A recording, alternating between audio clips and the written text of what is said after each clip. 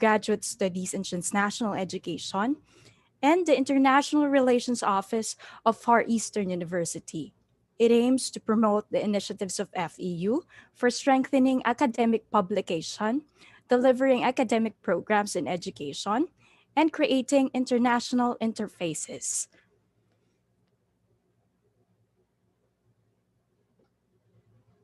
There will be two plenary speakers this morning and a breakout session for research paper presentations in the afternoon. In case you want to ask questions or give comments to the speakers, please make use of the chat box found at the bottom of your screen. In case you wish to speak to our presenters, if you are using your phones, kindly press the raise hand button and we will call you promptly. For a recap of yesterday's activities, here's John Angelo De Leon, Managing Editor of the Asian Journal on Perspectives in Education, or AJPE. Hello, good morning, everyone. I hope you enjoyed the event yesterday. I think every one of us have gotten some informative insights from the discussions, from the lecture of Professor Chirp and to the socializations. Hopefully, you were able to at least network yourself, gather some necessary informations about how can you further up your research. So this is going to be a rather short recap of what what I've heard from the discussion last time. I know there's lots of things that we was able to discuss, but I'm just going to be focusing on the SGD4, which is the SDG4, which is the Sustainable Development Goals. And it says that the idea of that is inclusivity and equitable quality education and promotion of lifelong learning opportunities. So this part is discussed by Professor Lim. So he mentioned that how can we ensure that there is inclusivity in education regardless of these challenges. So what are the challenges that he specifically mentioned? One of which is the marginalized communities, and also one of which is whether or you are a male or a female, so in such and such. And also one of the things he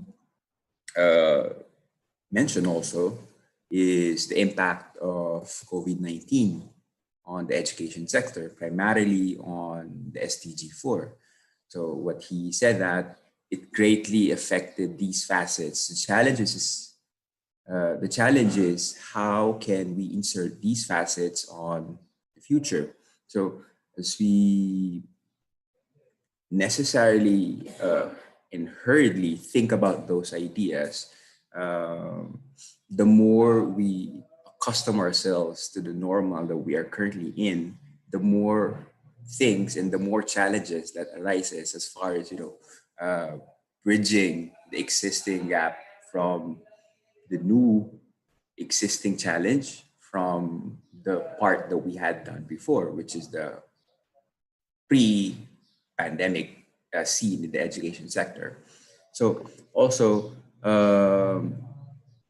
one of the things that I also want to point out is the lack of teaching materials tailored to students from vulnerable groups. So these vulnerable groups can come from different societies, different communities, and as educators, as researchers, as probably administrators, I think it's our job to at least identify these groups and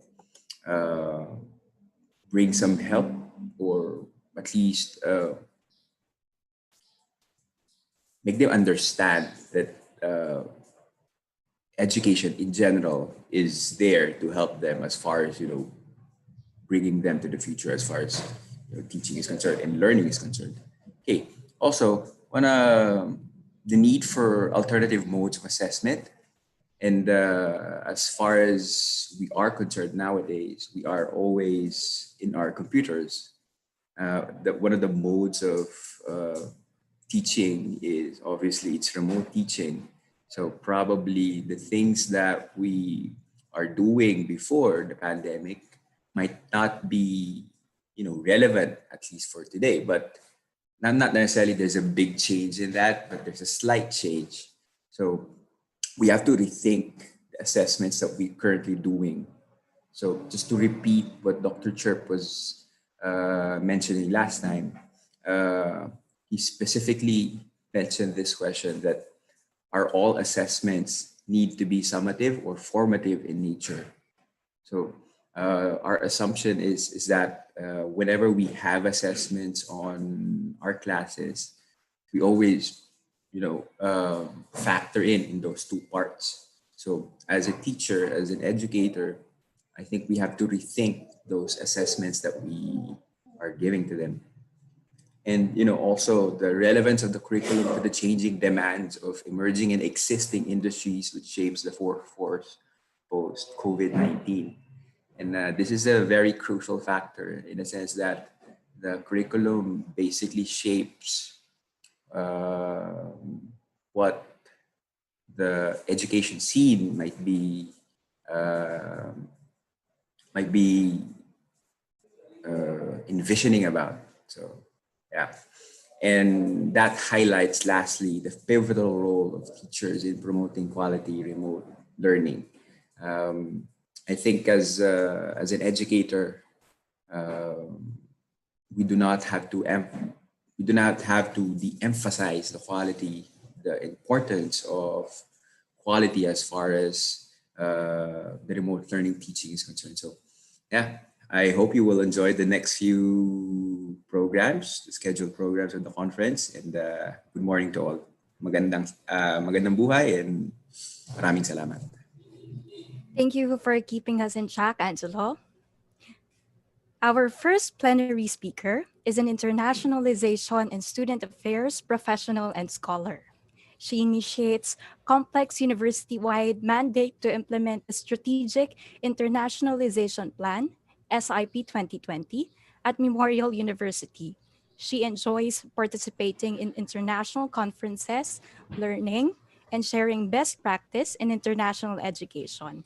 Her current role encompasses the full spectrum of campus internationalization, enrollment management, academic development and success, pastoral care, budget development and income generation, community engagement and support, and external relations with government, industry, and non governmental organization from the local to the international level.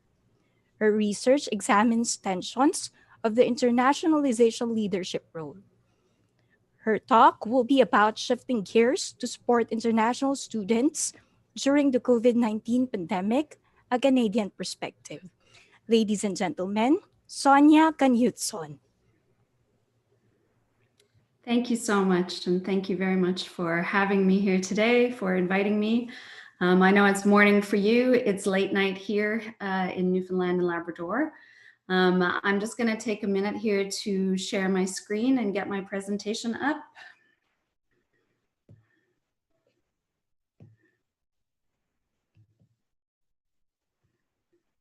And here we go.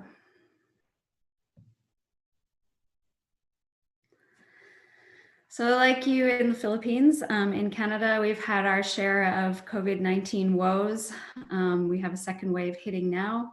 But in my province, and my province is an island, we have largely escaped a lot of the major impacts. We've been fortunate in that way, but we still have had to shift gears completely and really close down everything. So it wasn't like we escaped the consequences of, or the economic consequences and the social consequences. We've only, because of being an island and being able to better control access to our province, we've been able to escape much of the actual pandemic hitting. Which has been, great, but it's still been a very challenging time. So I'm really glad to be able to share this with you, and hopefully you will see some parallels. And I look forward to conversations and learning about the situation in the Philippines and how you've been managing supporting international students and internationalization in general. So you see, we're called the Rock on my island because it is an island mostly made of rock. And this is a Cabot Tower, which is very close to my house. So I would love to host many of you here one of these days when we're all finally allowed to travel again. I have visited the Philippines and love it very much. I use this sort of wheel about internationalization. I know many of you probably aren't in the field of international education, so I thought it might be useful for you just to have a little bit of a sense of what internationalization means here in Canada. This comes from Jane Knight, who is one of our top researchers. She's actually the person whose definition of internationalization has gone around the world. She talks about how internationalization is a process that should infuse into programs and policies of the institution and support internationalization and globalization and also intercultural skills. So when we think about the components of internationalization, we've had to shift all of these, as I am doing right now and as you are doing right now, all of these aspects of internationalization, we've had to shift to the virtual world. So if you look at the wheel, we can start at the top. In the international and intercultural curriculum, of course, everything is now being delivered online. Our students are not in the classes right now. We closed down last March, and we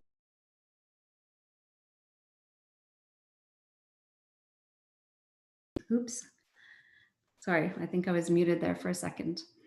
And so the curriculum piece has been one that's been very challenging as faculty and staff together have been working to be able to make that shift to remote learning and remote delivery across the world. And one really important piece of that has been how I think faculty didn't really realize before how private a classroom is. So how much that they can say in a classroom of international students and talk about a range of issues and maybe controversial issues, which is often, a part of a class discussion. And now finding that when they try to address controversial issues in the living rooms and kitchens of international students and even Canadian students, around the world, it's a lot more challenging. It's challenging to have students participate.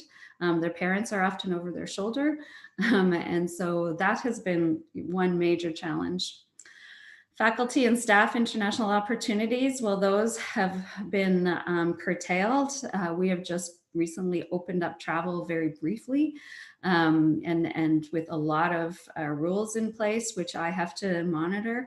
But faculty and staff are beginning to take up a few international opportunities, but it is quite a challenge. We also are involved in international research and projects. So things that can happen over Zoom can still happen. Things that can happen over text can still happen, but the travel and the relationship building, those things are on hold. So relationships that already existed, they work fine over Zoom, but it's very difficult to develop new relationships at a time when you are just meeting people over virtually, and the kind of trusting relationships that need to be there in order for research to occur.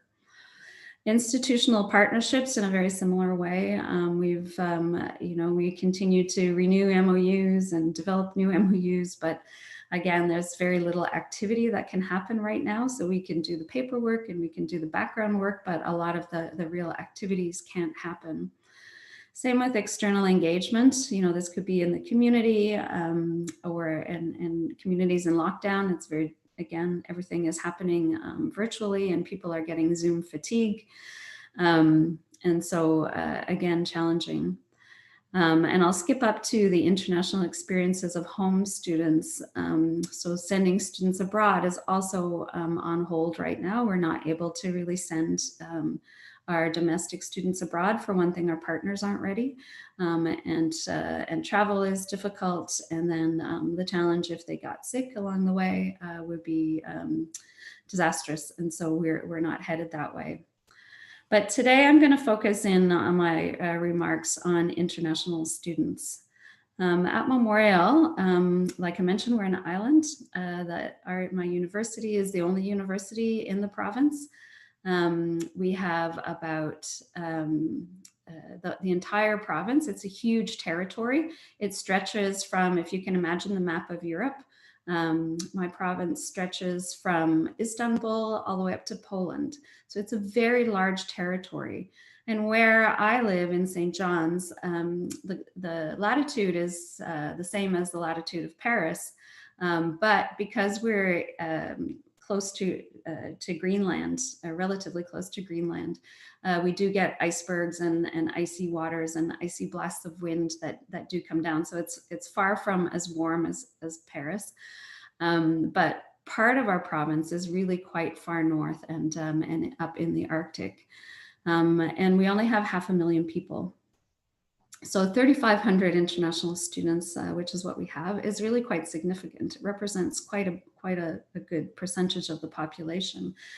International students are also very important to our province. They are willing to, do jobs in the local service industry. They graduate and they get highly skilled jobs in the IT sector or in oil and gas or in some of our other industries. And so that's just a little bit of our context. So everything was ticking along just fine. And then the pandemic hit in March. We would, up until that point, we had regular programming for international students. So we would have pre-arrival programs. We do immigration advising, arrival expectations. We do cross-cultural sessions to help students prepare for life here. When students arrive, we help them with getting from the airport and getting to their new accommodations. And then with orientation, we help them with the links to on and off campus. And then we continue to support them, obviously, throughout their degree programs with whatever they might need. My office also looks after all the students that happen to be in crisis, which in a normal year would be, students now and then, maybe their country's been hit by a typhoon, or maybe their country has been hit by a drastic decline in the economy. And so we, my office, that's what we're there for. We pitch in and we help out as best we can to provide the student advice and support. But everything changed in March 2020. The new normal. What happened in March was that we closed everything down right away. And I'm not sure what happened in the Philippines, but for us across Canada, all the residences were closed really quite quickly. They were seen as sort of the cruise ships of the on the land, I guess we can say, where dorms where people would have shared washrooms and things like that. It just wasn't possible to do that in the time of a pandemic. So many of the tasks that we did had to be shifted very, very quickly into the virtual world. Some were very, very straightforward. So for example, when you're doing one-on-one immigration advising, it doesn't really matter if the person is in front of you or not, or if they're like this over Zoom. It's really the same process. You set up a time, you meet with the student, you give them advice. I also look after the English Second Language program and our writing center. And that was a bit of a bumpier shift because you're working with people who are actually trying to share curriculum or other kinds of support in the virtual world. And so it's not like just talking, but you actually need to look at text together. And so, or discuss and have students in groups and things like that. It was a bit of a bumpy shift, but it is working out. We also realized that when we do counseling, that our counselors in our counseling center on campus were only permitted to counsel clients within the region that they're regulated or accredited. So in March, when the university said we're moving to remote, if you can go home, go home. If you need to stay, yes, we'll make arrangements for you to stay. But we also said, if you're experiencing any stress or anything, then you can feel free to connect with us. So what happens when a student goes to Toronto? Well, a person who is an accredited counselor in another province can't legally counsel somebody who is in Toronto. So we realized very quickly that there were some challenges around that. We're used to having our students around us, as I'm sure you are too. We're used to having them there. We're used to being able to see them, and we're used to having them in the city. We're not used to having students scattered far and wide. We didn't even know who had left and who was here. And so trying to get a handle on that and figure out solutions for students who were stressed, but for whom we weren't able to offer the normal services was really a challenge. We tried orientation too in September. I don't know if any of you were involved in that at all, or if you tried to do orientation. But we found it was really low attendance. There was more staff than students. So we realized that Zoom fatigue really has set in. Students were writing us when they had a question. So it was all that sort of just in time. They had a question, they pop us an email, a WhatsApp or a Facebook message, and we would answer it. But we had answered or would have answered everything in orientation, but students just didn't show up. It just, it's not comfortable, and they're getting enough Zoom content with their classes, and to attend one more thing, I think, was just not something they were interested in. So we have to figure out how to shift things around for January. We still haven't figured that out yet, but we know that for sure trying a big orientation event is not going to work. So I'd love to hear from any of you if you have any ideas. And we often do things like, in an international office, like we host events, we host celebrations, we mark holidays together. And those kinds of things, well, we could say, Happy Diwali over Facebook.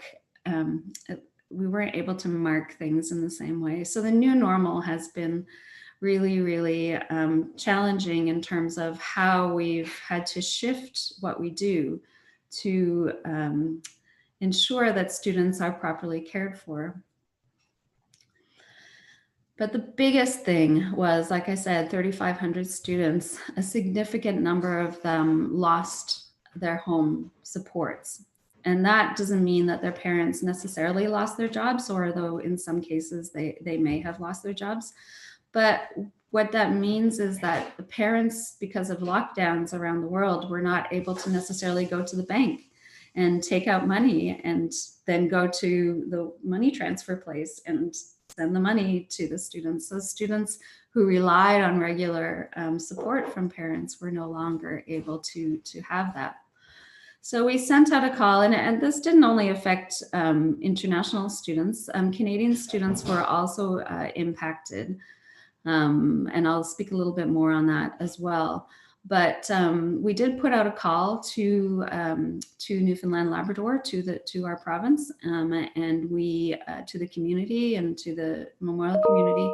We were able to raise over $300,000 to support international students in particular from March onward. And I say in particular because about 80% of the funding of that 300K ended up being directed to support international students. And almost all the students needed the money for rent. And that's really difficult because they're spending the money on rent, but then not necessarily paying their tuition right away, which then has implications for accumulating debt, not being able to register for the next semester, and having then immigration issues. We call international students vulnerable population. When the pandemic hit, I was invited right away, fortunately, by community non-governmental organizations to participate in weekly calls for vulnerable populations. So this was international students, new immigrants and refugees, homeless, people who are suffering from homelessness, people who are suffering from food security issues, people who are victims of domestic violence. But it was, and I don't know if it would be the same in the Philippines, but I found it quite interesting that here, that international students were seen to be as vulnerable a population as some of those. And it's very true, because an international student is a young person without their family, and they're here on a temporary resident permit. So they don't have permanent residence. They have to stay registered and active in their programs and not fail, or they suffer consequences. They have to not be registered, and that can be picked up, and then it could be all the way to deportation. So our big interest was just trying to really help and support the international students that were here to make sure that they could continue to pay their bills. And then we also provided them this money. We were also did a big call out for any jobs that were available, and we did find some in particular over the summer because we couldn't get foreign workers because of the pandemic. And so many international students were actually quite interested in taking on more manual labor type jobs, and many of them never really worked in manual labor before, but they worked in fish plants and they worked all over. So it was they got to know the province quite well. And then, as I mentioned, the Canadian government provided support as well. They provided support to everyone who had lost their jobs, and international students were eligible for some of that money, but not for all. Whereas the Canadian students were eligible for all the funding. And so that's why the difference in the support levels, the international students didn't have some of that extra money from the Canadian government, although, like I mentioned, they did have some. And then there was the new normal of self-isolation. So now the border in Canada has opened up again. We're starting to get students arriving. But it's a whole new way of welcoming students, and it's really not ideal. It's not how we like to do things. We would like to welcome students, with events and potluck meals and parties and things like that. But instead, we had to work, as did all the other universities in Canada and colleges. We had to work really hard with our own public health provider, or with the government and the public health, in order to develop quarantine plans for international students who wish to come in. So now international students have to enter into a contract with us that they will come from their country directly to St. John's, and they will go into the special dorm that's been set aside for them to be able to self-isolate for 14 days. There's very strict management. I am not a public health person. My background is a teacher, and I don't have a medical background. And I was really quite surprised, with the epidemiology of this, to see really how strict everything had to be. So there's strict management of the student arrival at the airport or by car. There's one residence that's dedicated to the self-isolation of all newly arriving students. There's daily check-ins and supports. So I had to hire a lot of students, which was good for the students, but it's a lot to manage for my staff. We've been working 7 days a week, basically since March, and very long days as well. And so we have the daily check-ins and supports for students with arising issues. So far, none of our arriving students has become ill. And so we've been very pleased by that. I believe that in many cases, students have to do testing before they even leave their country. And so that's probably contributed to that success. But public health comes in and does testing on day 12, and on day 14, they're allowed to leave. We provide packets of food. There's a fridge in their room. And then we supply 2 hot meals a day to the students. The students pay for it themselves, but the cost is very low. It's $20 a night for the room and $20 a day for the meals. So we've tried to keep the price as low as it would be as if they were just normally living, and so that it's not an extra financial burden on those new students. But I have to say, and just I think this is my final slide before we can hopefully have a bit of discussion, the challenges have been huge. Again, I'm fascinated to hear from some of you what the challenges have been in the Philippines with this switch and massive shift to virtual and to self-isolation. My staff are exhausted. I'm trying to figure out what to do over Christmas because it's entirely possible that something could happen on December 25th. A student could tell us that they're, a student in isolation could tell us that they're sick, and we would have to, get public health to come in. And it's just it's never ending, and it's difficult to see the end in sight. Normally, as I'm sure you do, it's sort of the race up to the Christmas holidays, and then we all kind of collapse and and enjoy Christmas and New Year's, and then get back to work.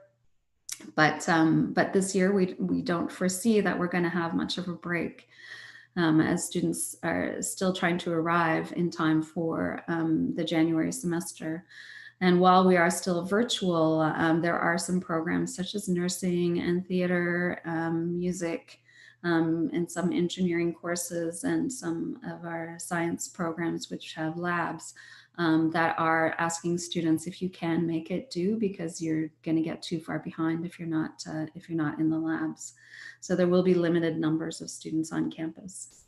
Student stress as well, from the moment that the students, from the time they're at home and waiting for their study permit and waiting for all the pieces to come together for them to be able to apply for their study permit and successfully obtain it, all the way through to getting on the plane. I can't even imagine what that must be like, to travel 20, 25, 30 hours from places in Southeast Asia or in Africa, India, Bangladesh, to Newfoundland and Labrador.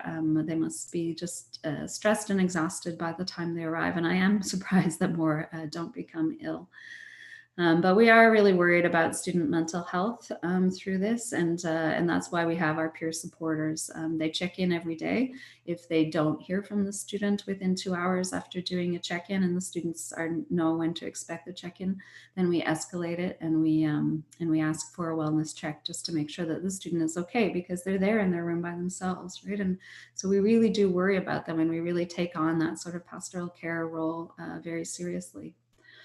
There's also issues with technology that all of you, I'm sure, have faced, and the same with us. And then the geopolitical issues that are ongoing as well through all of this, that make it very difficult for students from some countries to be able to even access a plane, to be able to come, or to be able to access our embassy. But there have been opportunities, so I like to leave this on a good note. My staff, besides being exhausted, have been incredibly creative through all of this. So even though we're all working from home still, I've been amazed at how creative they've been, from preparing a little mini video for students so that they and their parents can see what it's like to arrive in St. John's and what's going to happen to them and what their room is going to look like in self-isolation. Those kinds of things, to being able to reach out to students in really creative ways and support them. I've also seen huge improvements, and I'm interested if that's been the same with you, but to internal collaboration. Often there's a bit of a disconnect, I guess, between the faculty in a university and the administration.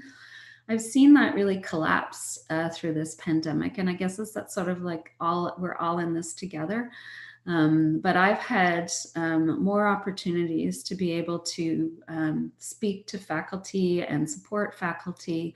I feel like through this pandemic that my office has really had an opportunity to shine in ways that we would have loved to before, but we just didn't really have the crisis or, that opportunity. But we are, we're working really hard, and faculty have been really appreciative, and we've been very appreciative of them and their patience as they try to get their students in or try to work through tangly issues. And in some ways, there are some things that we've learned and have done that we may never return to some of our old normal ways. We're talking about how Zoom has been so useful when we want to connect with people internationally, and it never happened this way before. We would always have to travel. And travel is exhausting. And I know that from 10 years of a life that was very, very busy with constant travel to all parts of the world, doing either recruitment or business development, partnerships and presentations. And I hope that maybe that some of that travel won't need to come back. I think travel is important, and it's important to meet in person, like I mentioned before, to build relationships, but to sustain relationships, you can do that over Zoom, and you can have conferences like this wonderful conference that you've invited me to.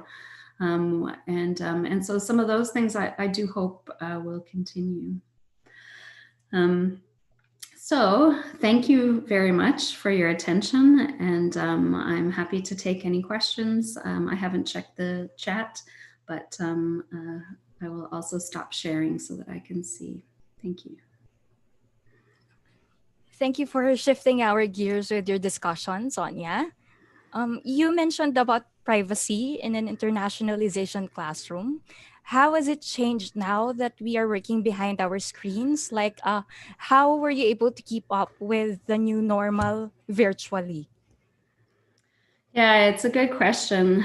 It was some of the professors that spoke to me. I have professors that teach Chinese history. I have professors that teach about LGBTQ issues. And some of them, they were, when they're teaching in their classroom, they can share their opinions and talk about geopolitical topics or topics around, like, for example, LGBTQ. It could even be in poetry or short stories that address those issues. And suddenly, I think faculty realized that that they could actually be putting students at risk if they say something that could be seen as politically incorrect or maybe taboo in a particular family or culture. And so we're struggling with that. I've written a little bit about it. Some of you may know the Canadian Bureau for International Education. So I've written up a piece for that, and when it's published, I can share it with FEU. But yeah, it's some of those challenges we're not really sure, because we have our values, our Canadian values, right? But our values aren't shared around the world, and we like them, but it doesn't mean that everybody will like them. And the things that we can talk openly about may be taboo in other cultures. So it's something that we've really been challenged by. Yes, ma'am. Thank you. I agree that it would differ from culture to culture. But relating Zoom fatigue and the importance of privacy in an internationalization classroom, do you think that this notion or idea of privacy has so far contributed to students' comfort in this new normal setup? We've seen sort of a 50-50 split between students. Some students are very much appreciative of the privacy and the ability to just stay in their house and be on Zoom. Sometimes it's helped them with their jobs. So students have been able to work during the day and take their courses in the evenings, which they might not have been able to do previously. But other students really are not happy about the Zoom space. And so that's why we're working so hard with the quarantine and the self-isolation, plans in order to do our best to be able to bring international students into Canada when they're able to come, so that they can have that in-class experience. All right. Thank you very much, ma'am. We can very much relate with that, most especially that in the case of the Philippines, some students are not comfortable turning on their camera whenever we do a virtual classroom engagement with them. Here's another question from YouTube from Michael Angelo Ranosa. Good morning, Dr. Sonja Knutson. Since you have mentioned that Canada is still experiencing the second wave, what would be the safety protocols being implemented by the educational sector to continue? So most of the universities across Canada and colleges have remained closed, and everybody is teaching virtually. And so because most of us didn't reopen because we were anticipating the second wave, and we didn't want professors to have to shift again. We're very conscious of professor fatigue, and so for those of you that are faculty, my heart goes out to you. I know it's a very, very difficult job, and so being, you know, virtual is one thing, being in person is another thing, but trying to do both at the same time we felt would just be too challenging. So most Canadian institutions have kept the same safety protocols, and now what we're doing, so we are, like I mentioned, there are a few smaller programs that will be opening up: nursing, pharmacy, music, theater, but there will be strict protocols in place, and the students have an app on their phone that they have to take their temperature every day and check in, and so do the professors and faculty if they go on campus. So the protocols are quite strict. All right. I think there's a follow-up question. Would you consider implementing an educational timeout or an academic freeze? No, no one's considering that. That would be lovely. I think we could all use a break, but no, we're proceeding on. But the fatigue is there, as I'm sure it is with all of you. But no, they're not going to do. There's not been any plans to do an educational timeout. Some students have selected to do their own timeout, in the sense that they've deferred to a future semester. And we'll try to start probably next September instead of starting now. We've been encouraging that because even if students come here, everything, you know, their program will still be primarily virtual. So it will still be a fairly lonely experience. They won't be having the real, you know, in university experience. Right. Same case here in the Philippines. I think here is another question or comment. Good morning, Dr. Knutson. I'm very much interested in your counseling program, both for local and international students. Kindly enumerate the things that you are doing to help them, and what do you think are really effective in fostering their mental health? Sure. So that's kind of two questions. So I'll explain the counseling and then I'll explain what we're doing around student mental health. So for the counseling side, we have a clinic on campus. So the clinic has a psychiatrist, it has psychologists, and it has medical doctors and a public health nurse. And we've always had that at Memorial. And so that's been a place where students can go even now and get like their flu shot, and speak to a doctor if they're not feeling well. And then with the counseling office, they do their calls over Zoom. But they have regular appointments with students. And if a student becomes sort of a long-term client, it's not for sort of long-term psychotherapy. So then they're given a referral outside the campus to a counselor in the community that can help them. And the students all have health insurance that will cover that. And so so there's that piece that happens in the counseling center. But early on, probably 17 years ago or so, when we started up our office, so well, we started it up about 20 years ago, but about 17 years ago, we started to bring on intern counselors to just, they were finishing up their degrees and they needed an internship placement. And so they would come to my office because they were interested in international students. And we ended up actually having 2 now full-time counseling trained counselors on my staff.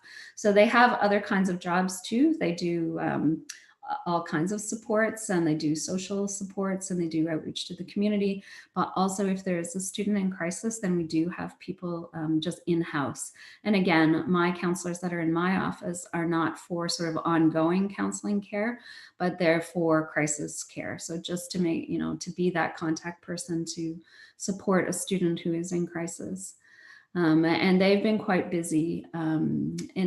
In particular, during the lockdown, we do have families here that are students, and there were a few families that experienced domestic violence, which was really sad, but understandable with the stress that everybody was experiencing, that these kinds of crises would increase, or I guess not understandable, but to be anticipated.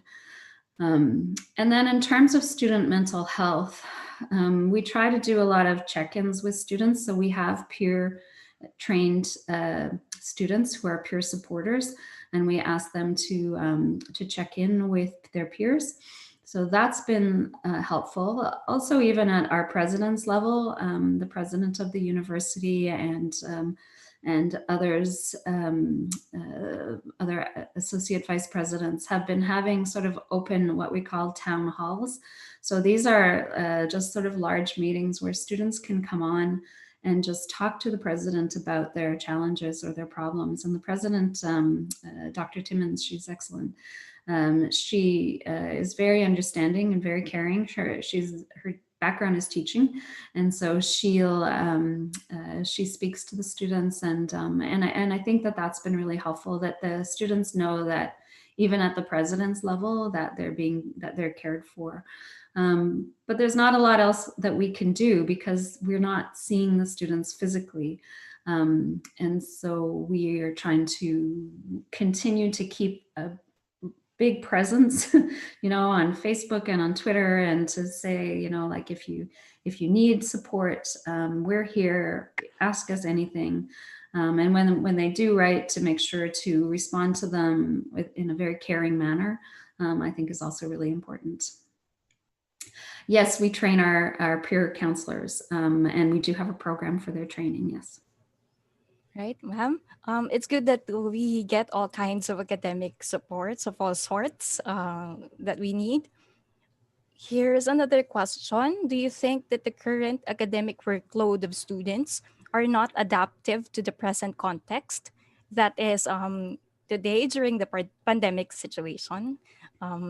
So basically, is their workload adaptive now that we have the new normal setup? It doesn't seem to be, but what's funny is perhaps it never was, but because everybody was in person, we never really asked students. But now we're asking them, what is your workload like? And so we just did a big survey with students and asked them, how is your workload? And they said, why do all of our professors give us our assignments due in the same week? And so we thought, well, there's probably something we could do a little bit better to stagger, but we've never thought about coordinating, right? Like students come in, they enroll. It may be the same issue. It might have been the same issue last year, but nobody asked the students last year what their workload was like. So that was sort of, like I said, there's been some interesting opportunities with COVID-19. And one of them is we're paying a lot more attention to students and student learning. So I don't think that we're doing a very good job, but I don't think that that's necessarily pandemic related. I think that that's been an ongoing issue, that student workload has peaks and valleys, and we should be doing a better job for professors, in particular in those first years, and first year, probably most importantly, when the students are still adapting to university. You know, by the time they're in their fourth year, they've learned a little bit more, they can manage things, you know, much more independently. But in that first year, if, you know, October 12th, they've got 5 major assignments due, it's not fair, and we never thought of it before. So it's really, it's opened our eyes to things that we didn't consider before. Thank you, Sonia, for your expertise. Let me call on Dean Harold John Colala for a short discussion with you. I think he has something to talk to you about, po. Hi, Dr. Sonia. I'm Harold. It's very interesting that you presented the state of internationalization in Canada's experience. I think we heard in some news, international news, about scholars who are studying in different universities, and because of the pandemic, they're actually, as you mentioned, they're now in a deep debt, and the benefactors or the scholarships where they got the scholarships, what is it that you think the government or the benefactor should do at this time of crisis, where their scholars who are studying outside their country are actually experiencing high level of debt? It's an issue for the institution where the student is. It's an issue for the country where the student is. It's an issue for the benefactor, the parent, or the scholarship provider. There's probably more that we could and should be doing between us all. From the institutional point of view, we've been working really hard with our financial services they can't erase tuition, obviously, but to allow students to continue to register and stay legally in Canada, despite having the debt. We've also worked closely with our province, so with our government of our particular province of Newfoundland and Labrador, and they've created a new permanent residence stream for students who have just come to the end.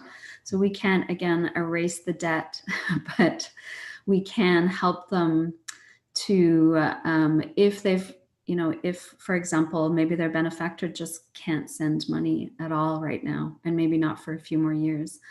There is a way now for international students that are studying with us to, and so they'll come to me, to my office, or to my crisis counselors, and they'll say, listen, like, I've got, $10,000 sitting on my account.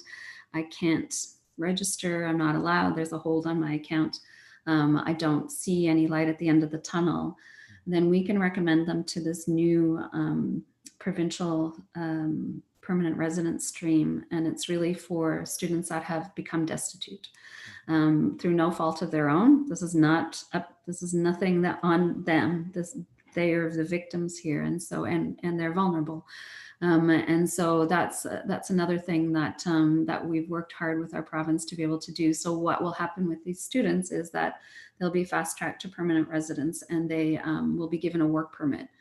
And in fact, there are a lot of jobs around. They're not necessarily high-paying jobs, although there are some high-paying jobs for high-skilled people. But even if the student can work in a restaurant or in the service industry in some way, and many of our students are still working, and they're actually in big demand by local industry because of the pandemic preventing the normal foreign workers to be able to come in. And then from the benefactor's point of view, it must be very difficult. I know it's really hard on parents, and they're very, very worried. But I guess we feel, these are young people. We have a responsibility to them. We would love for students to stay in our province. And so we hope that by showing them that they belong, that we consider them part of our province and part of our people, and we'll support them in whatever way we can, that they may be able to stay, or at least for a little while, and maybe eventually be able to pay off their debt and be able to come back to university. Yeah, but that's it's a very, long, hard road. yeah. But it's very comforting to hear that there are programs for international students who are actually very vulnerable now during the global pandemic.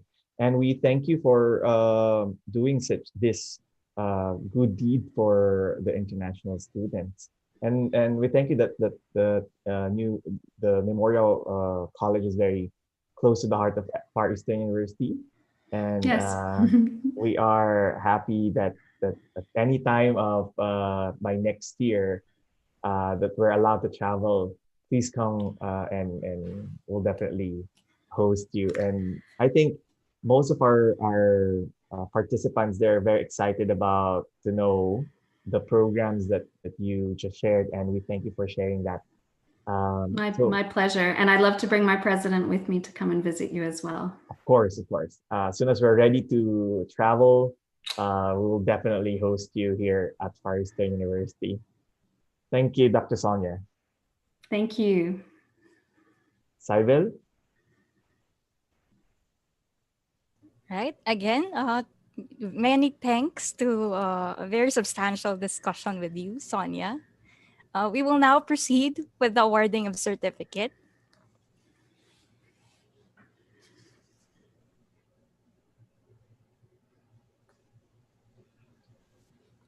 In expression of our gratitude, we award the Certificate of Appreciation to Sonja Knutson for delivering the plenary speech, shifting gears to support international students during the COVID-19 pandemic, a Canadian perspective, at the first International Conference on Multi-Perspectives in Education, ICoME 2020, with the theme Fronting Perspectives in Education, Education's Response to Pandemic, on November 25 to 27, 2020, given this 26th day of November 2020 at Far Eastern University, Manila, Philippines, signed Rosarito Swatenko, Ph.D., Conference Director. Thank you so much. Thank you once again, Sonia. And I'm sure our audience here are very excited also to get to know Memorial College. Maybe you want to share to everyone the website or more information about Memorial College before we let you go. Sure, I can send. I can actually maybe if I can send it to Rosarito. I have a great little infograph called Memorial at a Glance. So I could send that to Rosarito and maybe she can send it around. It's a PDF, only 2 pages, so it might be interesting for people to see. Yeah. All right. So we hope to visit Canada also at some time. You're very welcome. Sonja, thank you very much. Thank you. And also for AJPE, we'd love to talk with your publication offices.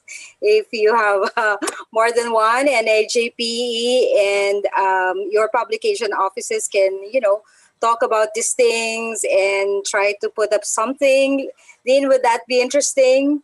And so we can both our countries share context and experiences.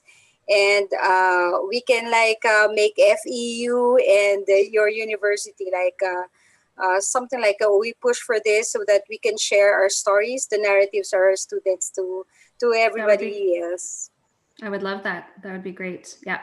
Yeah. So, we can follow up afterwards over email. Yes, that would be lovely.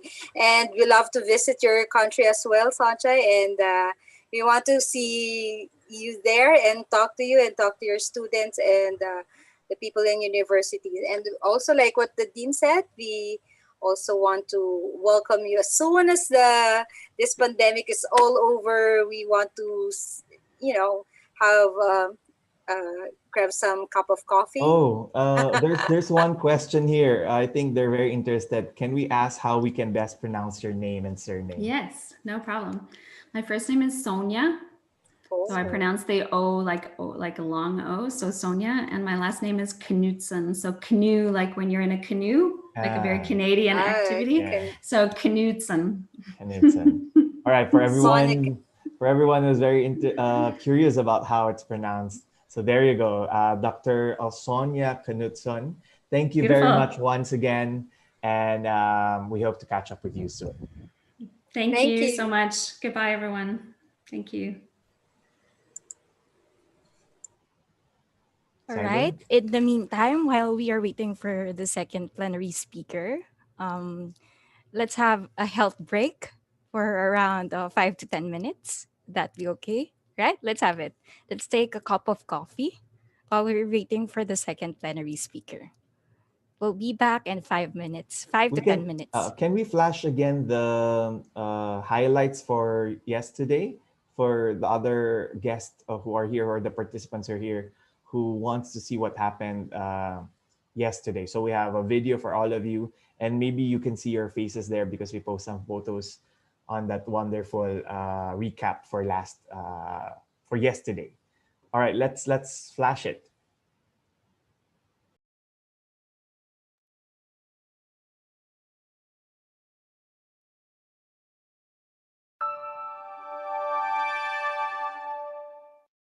Welcome to day one of the first International Conference on Multi-Perspectives in Education, ICoME 2020.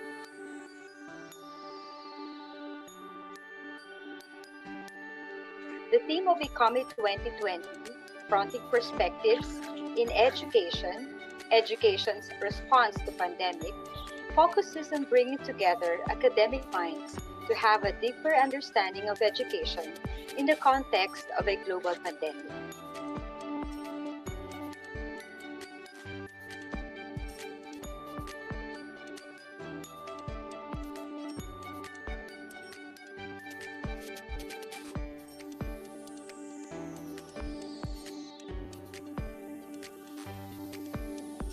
I would like to especially welcome our 4 keynote and plenary speakers, 55 paper presenters, and more than 600 of you who are participating in the conference both locally and internationally. I believe that it is high time for such an event takes place to highlight narratives of different perspectives and contexts in education, especially now that we're facing a global pandemic. A glance through the list of presentations planned for the next 3 days reveals the diversity of this narrative.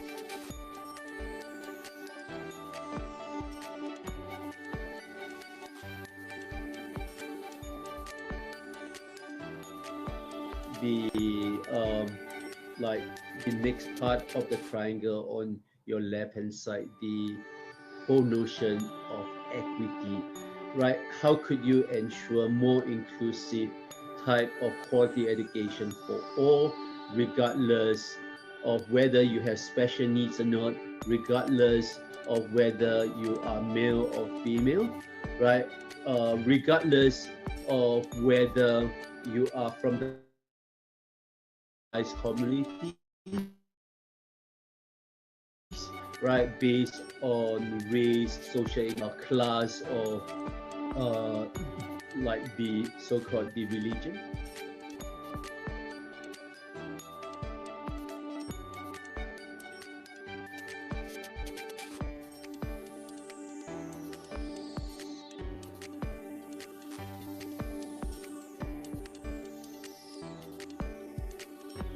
And the thing is, we know through literature that GPTE to be effective, it must be content focused, it must be active, right?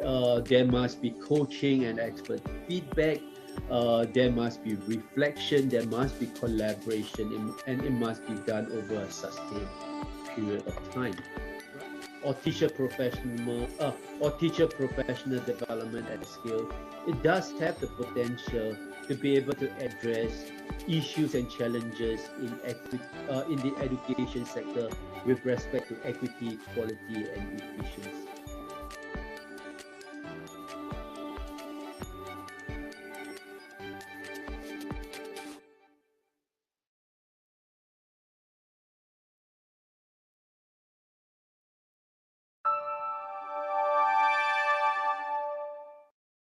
Welcome to day one of the first International Conference on Multi-Perspectives in Education, ICoME 2020.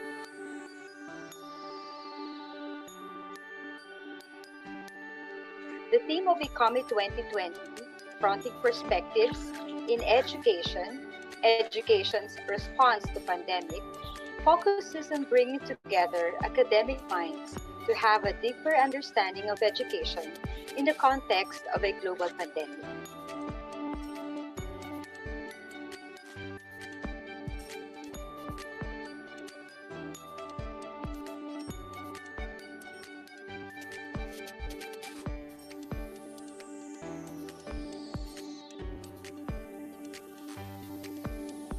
I would like to specially welcome our 4 keynote and plenary speakers, 55 paper presenters, and more than 600 of you who are participating in the conference both locally and internationally.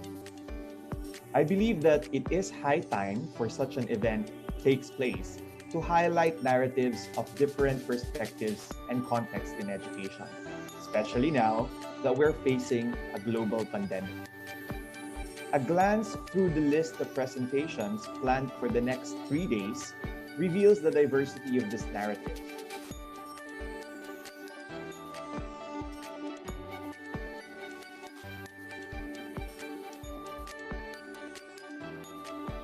The like the next part of the triangle on your left hand side, the whole notion of equity, right? How could you ensure more inclusive type of quality education for all, regardless of whether you have special needs or not, regardless of whether you are male or female, right?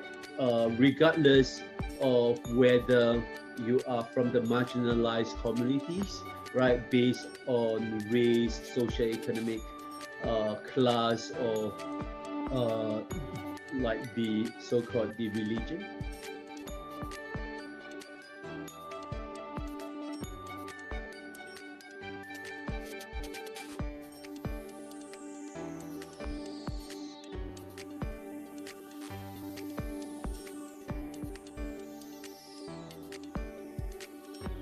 And the thing is, we know through literature that for TPD to be effective, it must be content focused, it must be active, right? There must be coaching and expert feedback. There must be reflection, there must be collaboration, and it must be done over a sustained period of time. Or teacher professional development at scale, it does have the potential to be able to address issues and challenges in the education sector with respect to equity, quality, and efficiency.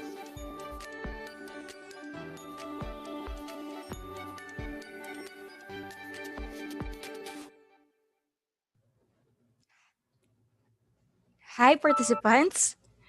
May we request anyone who wants to share their new normal experience in the context of their respective institutions, right?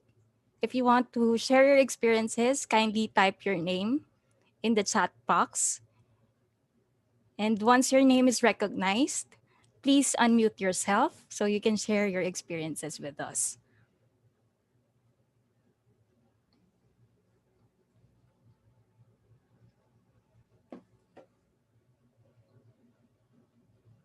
I think a while ago, most of the questions were coming from Dr. Lorelai and Luan.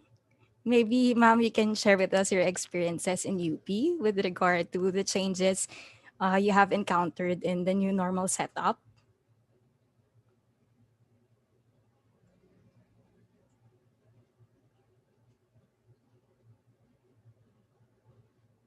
Lorelai, are you there? Wait, sorry, I just Hi, got sorry, ma'am. sorry. Yeah, what's your question? Sorry. Maybe you can share with us your experiences or the changes that you have encountered in your institution now that we are in a pandemic setup. Oh, we have a lot. I have shared with my group yesterday that from the 16-week semester, we change it to 13.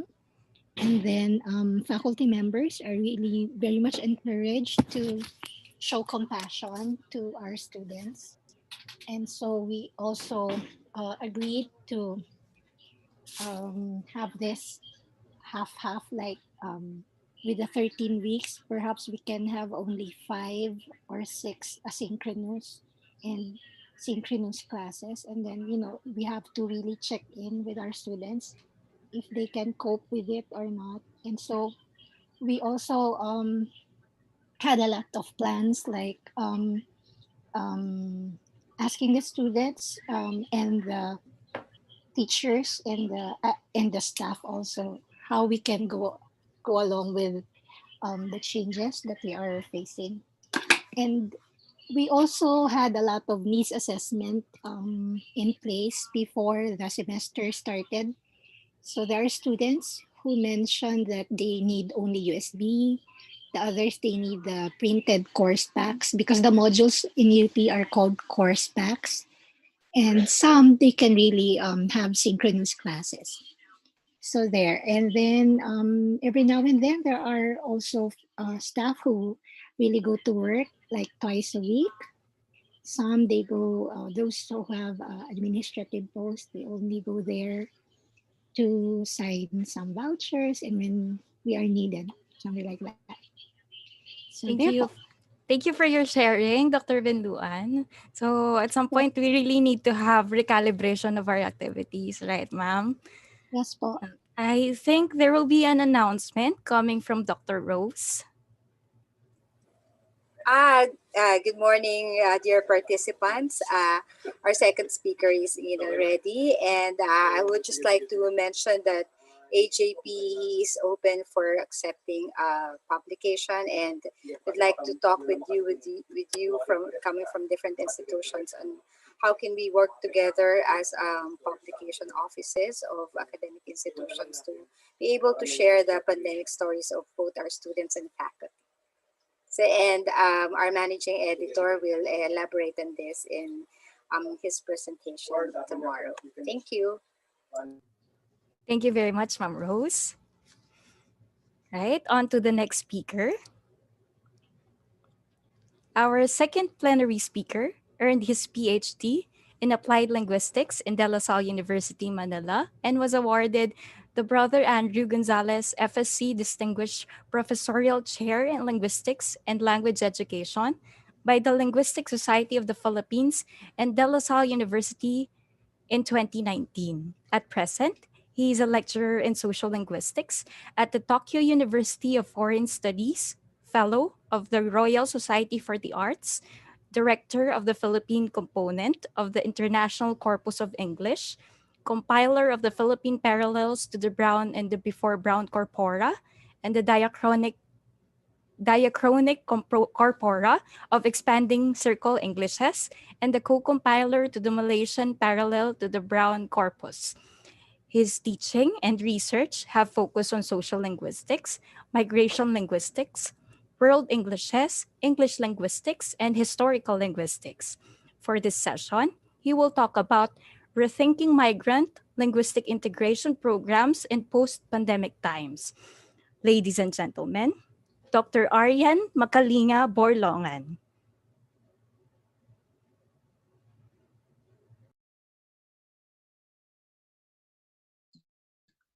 Okay. I think you can hear me now. Thank you very much for having me here. First of all, thank you to my very lovely classmate. For she was my classmate in the PhD program, Dr. Rosarito Swatenko, my very energetic classmate since from then till now. For spearheading this conference, for organizing it, having this lovely initiative to look into what she calls multi perspectives in education. And I think it's very important to look into education from different angles because it's a concern for all. Um, I'm here to talk about something multidisciplinary too, and it's primarily the intersection of linguistics, migration, and education. Um, and if you listen to the introduction to for me, I was doing for most of the time I was doing world Englishes, varieties of English worldwide. but I recently I also decided to look into what I call migration linguistics. It's an interdisciplinary um, approach the study of language and migration. So when Dr. Swatenko invited me to speak as a plenary, to deliver a plenary lecture for this talk, for this conference, I asked her if it's okay to have this lecture, this topic, and then she said, "Oh, that's very nice." So I decided I will carry on with this. So let me begin my presentation. Okay. Sometimes it gets fishy, the PowerPoint here. So I hope everything goes well. Uh, Okay, so the title of my talk is Rethinking Migrant Linguistic Integration Programs in Post-Pandemic Times. Uh, so I think even the last few questions we discussed before I came in, they were talking about post-pandemic time or the pandemic, okay, how it has changed education and teaching. And I think the concern I have now is not for our usual school concerns within the classroom, but teaching or helping migrants integrate in their host countries. This conference, though it's international, it's hosted in the Philippines, and I mean, I was in the Philippines for the earlier part of my career, and I know we never really look into migrant integration because we're usually thought of as a sending country.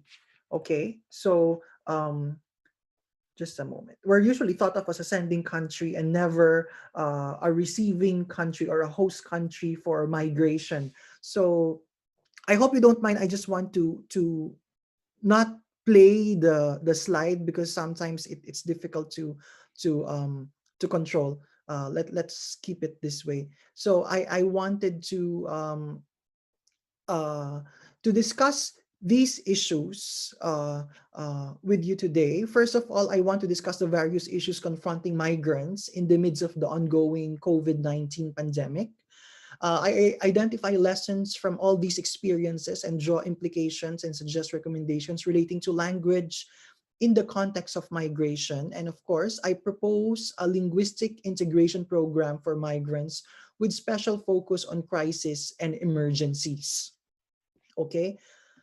Um, the International Organization for Migration says it well, and I quote them: international human mobility has been drastically reduced with border closures and travel restrictions of unprecedented scale. I suppose if we were not in this situation, this conference will have asked us to fly to Manila to speak.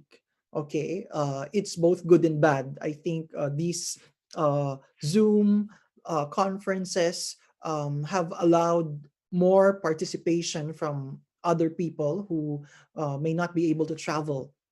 But at the same time, it also impacted many sectors of the society, like those people who need to travel for their uh, employment or living, whether temporarily or long term. Okay. Also, students who are um, studying outside the country, they cannot go to their destination countries. So migrants have been greatly disadvantaged by the pandemic. And you clearly see, I mean, a very important dimension or aspect of migration is mobility. Okay.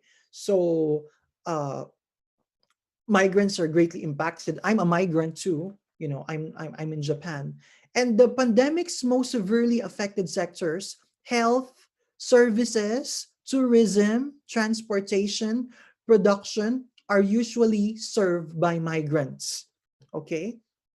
Uh, Guadagno identified the migrants' vulnerability to COVID-19. I don't want to read everything, but I highlight these specific points which he mentions and uh, are related to language, which is limited awareness of recommended prevention measures, including due to linguistic barriers, language barriers hindering communication with providers, and isolation and inability to communicate. Okay. Uh, Likewise, Spiller, Zhang, and Lee identify issues arising from the health crisis, and they call it a basis for a social linguistics of the COVID-19 pandemic. And you will see an almost one-to-one correspondence with the issues that Guadagno raised uh, a little earlier. Okay, so I would like to focus on five issues, namely, first of all, access to information and healthcare in a language accessible to the migrants. That's the first one. Second, the difficulty in communicating with healthcare providers. Third is isolation resulting from the lockdown. And fourth, racist attitudes towards migrants. And fifth, general changes in migration patterns. I move on to the first one, which is accessible healthcare for migrants. I looked into the languages in which COVID information is available in different countries. I cannot put all the 200 plus countries here, but I selected the top receiving countries here, and also the G20 economy, the G7 economies. That's why Japan is here is included. So you will see most of these countries would have English as a language in the information available for COVID-19. I refer to websites of ministries of education, of health, and also the general government website. Okay. uh, I would like to cite a particular instance in these initiative by the Victoria State Government of Australia, where they produced they distributed QR codes linking translated information regarding COVID-19. So you imagine these are all specific languages, and this was also distributed as paper, in paper format, in printed format. So they also received this in their mailboxes. Okay, but this is a PDF copy. Okay, just 2 Fridays ago, the Tokyo governor actually released some videos. I mean, probably you know, or you've heard of the news that um, there's a second wave in most of the northern hemisphere countries, and I think Japan or Tokyo is in that wave, and we are trying to manage that. And so the governor of Tokyo released videos in different languages. I can't remember how many languages, but she released videos of uh, reminders regarding COVID. It's not really a reminder, but more of just it's a very short clip which I will show you. I will play here. Kahit tayo'y masa mga pagtitipon at pagtiriwan, lagi pa rin nating isagawa ang paghuhugas ng kamay, pagsusuot ng mask, pagsunod sa social distancing, at pag-iwas sa 3 Cs. Magtulungan po tayo na maprotektahan ang ating mga mahal sa buhay. Ayon sa slogan na iwasan mahawa at huwag manghawa.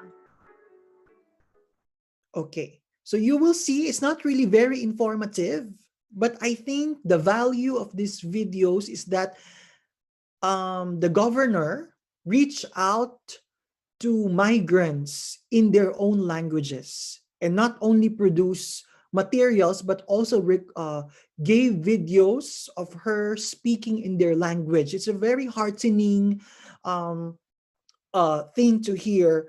I mean, a lot of you are Filipinos, and you probably uh, recognize it's not in a very good accent, but it's nice to hear someone uh, talk in your language, most especially if it's a government official in a foreign country. Okay. There are also initiatives of intergovernmental organizations, namely the IMO of the United States has dedicated pages available in 27 languages. The European Commission's Directorate General for Communication networks is using language technology, what we call automatic translation, to provide resources on COVID, multilingual resources on COVID-19. Okay, there are also initiatives of other sectors, including, for example, my university. We had volunteer, present, and past students who put up multilingual support portal, available information on COVID-19 in 13 languages. We're a linguistics university, and we teach, you can major in 27 languages and actually study almost 50 languages in my university. So, somehow we feel compelled to provide this kind of multilingual support for the people of Japan. Um, the Organization of Doctors of the World has translated United Kingdom National Health Service guides into 61 languages, and these guides are linked in the Greater London Authority website. Okay, though in these initiatives, I like to quote Professor Brett Sutton, Chief Health Officer of the Australian state of Victoria, uh, when he tries to evaluate how much or how sufficient uh, are these um, uh, information initiatives we have made. And he says, we know that there are some migrant communities, recent migrants, or culturally and linguistically diverse communities who are overrepresented now with some of our new cases. It's our obligation as government to reach to those people. It's not their fault if we're not going in there in with appropriate engagement. So he feels that we're really compelled to reach out to these linguistically diverse communities, including migrants, most especially during these difficult times. I move on to discussion to the linguistic barriers when dealing with healthcare providers. The other one is information. This one is it's a different thing when you need to interact. The moment you get infected, you're not just reading information. You need to interact with healthcare providers. And for a long time, this issue has been discussed in literature. How the difficulty of doctors relating to migrant patients, and misunderstandings often happen, and physicians often take more or employ more directive language, more authoritative and less personal language when dealing with migrants, to be clearer. But it has its drawbacks. It makes migrants hesitant to seek healthcare, and so much so to speak with migrants, with physicians. And these barriers affect treatment decisions and plans. Okay, and while there are available interpreters, it remains a question whether these interpreters are indeed helpful. Okay, um, I think the situation is best captured by this excerpt from, I think, the New York Times article, and the title also says it very well. When coronavirus care gets lost in translation. Okay, so this is an excerpt, you can read it.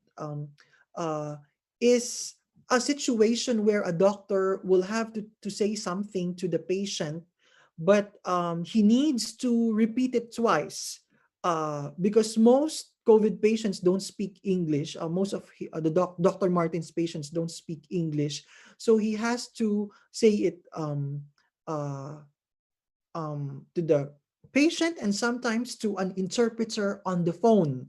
And this is not very efficient because I think by now you know the nature of this virus. It's very quick, and we need to act quickly. And sometimes we need, I mean, even a matter of hours. Situations change. So this is not very efficient for medical care. Okay. There's also, as I've mentioned, interpreters, but they are not liked by migrants, even if they are necessary. So they Hadziab Dik, Heikila, Albin, and Hilem suggest that there should be specific guidelines for medical interpretation. Okay. Also, in the last few years, there is an increase of foreign-born and trained healthcare workers across the developed world at the very least. Well, they're the destination for migrants. So we hope that um, they are um, uh, helping healthcare to be more multilingual than ever. Okay. Um, there's also a website put up by an a National University of Singapore graduate student of medicine, to help doctors and nurses in treating foreign workers who caught COVID-19. They provided translations for common phrases for checking symptoms. Okay. Um, Another issue, and I move on to the third issue, the isolation we feel during COVID-19. I think we all talk about that, whether we're migrants or not. We've been isolated, locked in our homes, no one to connect to. Well, thanks to social media, there's more connection now, but still, this cannot replace physical presence. And in a survey of close to 100 migrant workers, three-fourths got depressed, and half have been anxious because of the current situation. Okay, and many of them have expressed that they have been lonely. Half said there was a decrease in social connectedness, and a third reported their experiences of social isolation. Okay. Uh, when you're a migrant, I think you would imagine you'd like to connect to a fellow. For example, I'd like to connect to a fellow Filipino when we're here. We call it co-ethnic social networks. And they often provide refuge for migrants, a kind of support with some sense of familiarity because of shared national identity, heritage, cultural background. And to this, I can further add some degree of confidence that a common language or lingua franca is shared among these people. But what is very worrying is that isolation brought about by the physical distancing guidelines to prevent further spread of the virus also made interactions with co-ethnics less frequent, if not totally preventing them. Okay, opportunities for them to gather either in ethnic enclaves. I think this is very common in Singapore, for example. I cite two examples later on for the Filipino domestic workers in Singapore and Hong Kong, the Lucky Plaza in Singapore and the Central in Hong Kong are what you call ethnic enclaves and transnational social spaces. But these opportunities have been minimized or inhibited. For example, in Hong Kong, Hong Kong government has empowered the Secretary for Food and Health on March 28, 2020 to prohibit group gatherings. In effect, this allowing the usual gatherings of Filipino domestic workers in the central area of Hong Kong. And similarly, the Singapore Ministry of Manpower instructed on April 11, 2020 that domestic workers must remain home even on their rest days and that they should only go out when making important errands. So this is an issue. Okay. I move on to the fourth issue I want to discuss, which is racist language. And this has always been studied also in migration studies, that and in the COVID-19 pandemic, this is also highlighted. There's what you call what Gover, Harper, and Langton call as reproduction of inequality. Okay, because the fact that it's difficult to access this healthcare because of a different language, and yet there's also this um, racist attitudes which need to be overcome. Okay, so it's a reproduction of inequality, and despise Rennie and Barreto despise this othering towards Asians. Okay, language directed toward foreigners and migrants have also been or has also been specifically discriminatory because of COVID. Okay, most especially those with Chinese and other East Asian ethnicity. We recall in Trump's speech sometime in April, I think, when he erased the word coronavirus and changed it to Chinese virus, and he insisted on this even after this instance when he was asked, and he said it's really a Chinese virus. Okay, and then I saw this kind of of meme proliferating in the internet, in Facebook. Asians or Chinese are not the virus. This entire thing is actually very much in the um, uh, advocacy of for migrants, and you can see all migrant issues here. Hispanics are not illegal, black people are not threats, Muslims are not terrorists, Native Americans are not savages. So collectively you see that this is a whole migrant thing, but I highlight here um, the the issue in question of interest to us. Um, Next, also sometimes of official local official narrative is differentiating. What uh, what do I mean by this? I first begin with, for example, Japan. Early on, the Japanese government realized that uh, there is more there's higher tendency for younger generation to get infected because of their partying or being involved in nightlife. Okay, so when they announce new cases, it's with reference to age. How many people in their 20s got infected today? Even up to now, that's how they do it. In Manila early on, because there was once an issue when there was a spike in the cases, and they said, oh, these were old cases. So now, I mean, the Philippines also distinguishes between late cases and fresh cases. So that's how it was. Now, Singapore early on was very proud of their success story for COVID until they somehow missed the dormitory workers, the migrant um, workers staying in dormitories.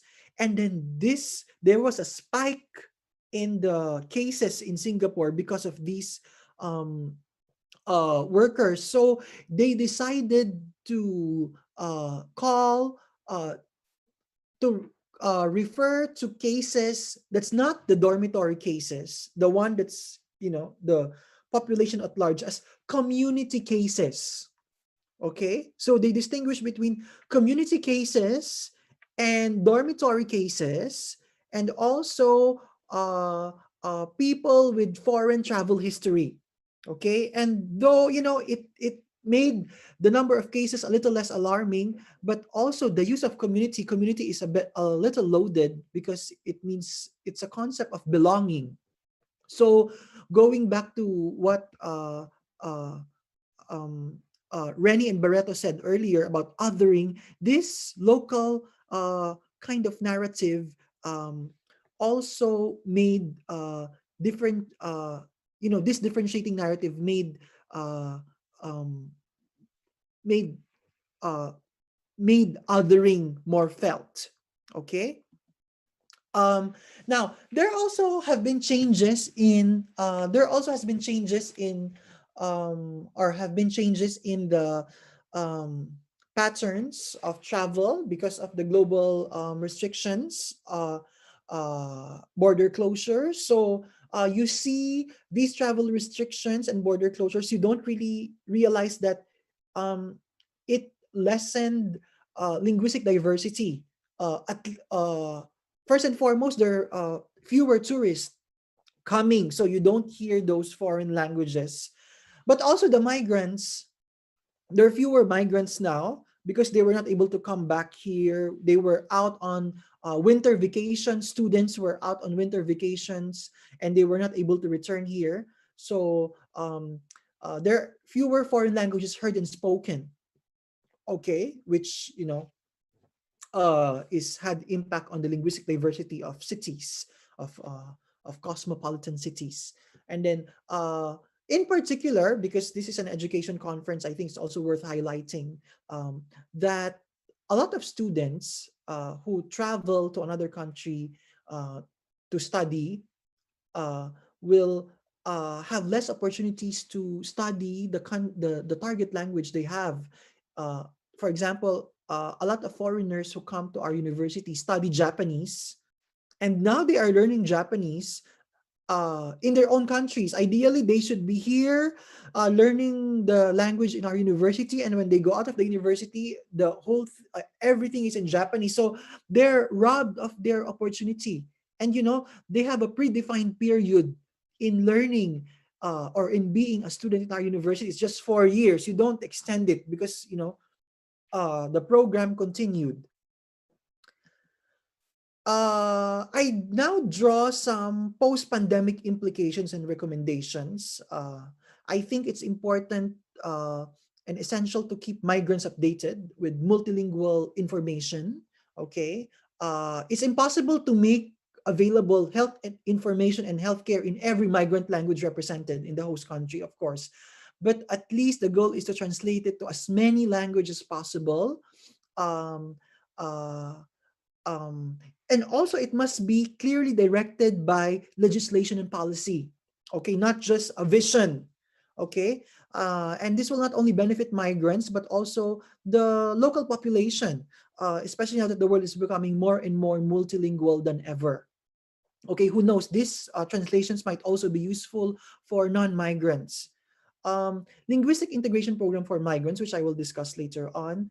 Um, uh, and then raising awareness on linguistic diversity. Okay, it's very important to um, uh, one way to do this is through multilingual and multicultural basic education.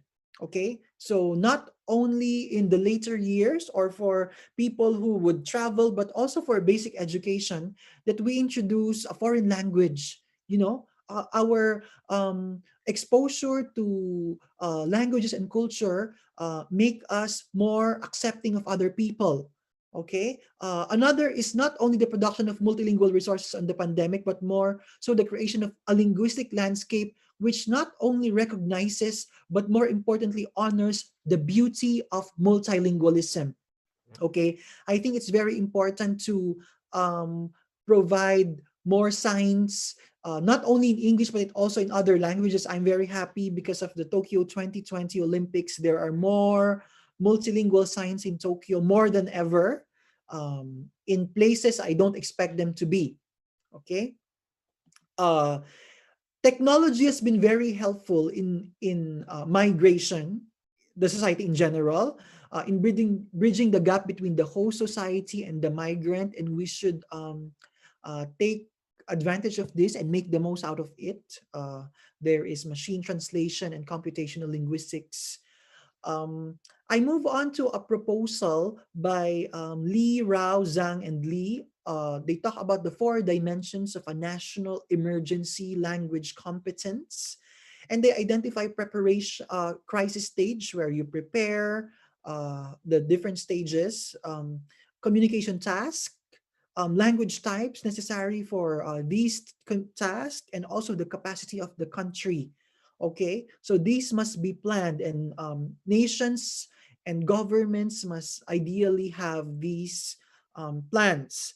I take this further and be more specific with migrants And I propose a crisis and emergency language competence and plan for migrants, which include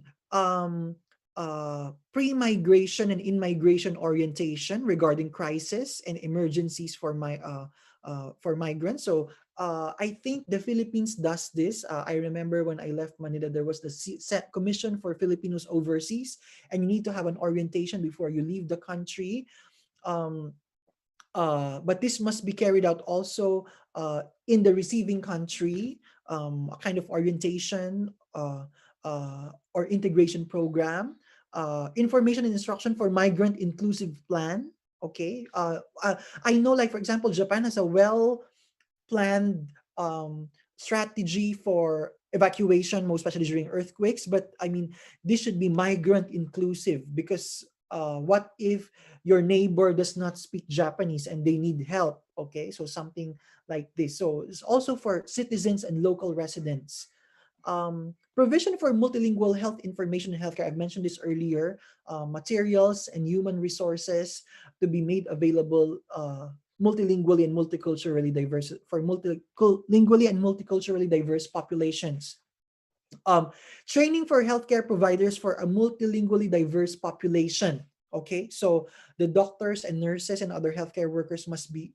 They don't need to know the language, but they should know what to do when the patient can't get through because of the language barrier. Okay, government agencies in charge of migrants, particularly during crisis and emergency, so they must be put up, these specialized government agencies, to ensure adequate healthcare provision for migrants, censure and penalize discriminatory racist attitudes, and provide accessible multilingual mental health support for migrants. Also, some coordination plans with national governments and embassies of migrants when you don't have access to um, uh, a speaker of the language, then probably you need to ask help from the national, the embassies of these migrants. I move on to the actual linguistic integration program with special focus on crisis and emergency situations. I feel that an adequate, functional, and useful linguistic integration program for migrants must equip these people, firstly, how to help themselves before, during, and after migration. Okay, whether in crisis or emergency situation or not. Secondly, how to ask for help during crisis and emergencies. Thirdly, how to keep them informed or keep themselves informed of ever-changing situations and plans, most especially during crisis and emergencies. And finally, how to get them involved and in control uh, in their own process of integration in their host country. So, they must be just not only the passive or the receiving end, they should be a part of the process. Okay?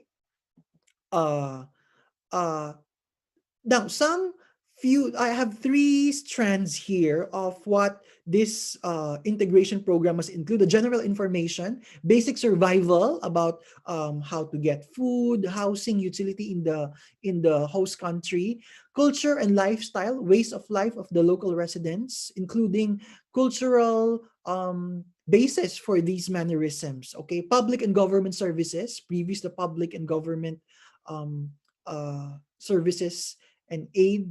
Okay, common crisis and emergency situations. For example, in Japan, we're always reminded there's frequent earthquake. This is what you should do.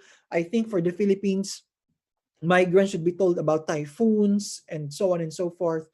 Um, Language proficiency. What should they be taught? Common expressions, of course. Buying food, asking for directions, asking for assistance, simple tasks, basic language structures so that they can produce meaningful sentences beyond these common expressions.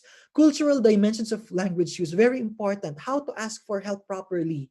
Okay, how to say it, because sometimes what is asking for help in one um, culture is complaining in another culture. Okay, useful language during crisis and emergencies. Okay, states the language which is necessary during crisis and emergencies, negotiating meaning, particularly during difficult and urgent situations. Okay, and finally, schemes. Public and government services identifies various public government service available to local residents. Okay, and also crisis and emergency plans very clearly outlines the to how to act and what to do during crisis and emergency situations, and where to get further help in the language accessible to the migrant. Okay, at this point, I hope I made it clear why I feel there is a need um, to deal with language in migration, using an interdisciplinary lens.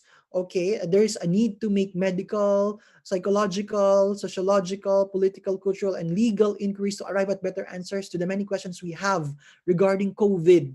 Okay, um, in all of these, language cuts across both as a problem and a solution, as a bridge and as a wall. Hence, migration linguistics might be able to attempt to provide some answers to the many questions we have regarding language in the migration process. At this point, I quote Pope Francis in his recent letter, Fratelli Tutti. Okay, and he says migrants are not as seen as entitled like others to participate in the life of a society, and it is forgotten that they possess the same intrinsic dignity as any person. Hence, they ought to be agents in their own redemption. Okay, I think this must be highlighted. No one will ever openly deny that they are human beings, yet in practice, by our decisions and the way we treat them, we can show that we consider them less worthy, less important, and less human. Okay, so I hope this is a nice reflection, not only in times of pandemic, but also after pandemic times. We need to realize how we could be more accepting of the migrants. I wish to thank um, my research assistant who's in the audience now, Chisato Oda. She helped me in collecting many research articles regarding this um, uh, paper. I'd like to end my presentation with that. Thank you very much for listening to me and for having me here. Thank you, Dr. Borlongan, for a very timely presentation. We all love it. And I think it was cute when you showed the video of the Japanese speaking in Filipino. Indeed, it is important to adjust and speak to migrants in their language. Many thanks, sir. Again, for the participants, if you wish to ask anything to Dr. Borlongan, please make use of our chat box.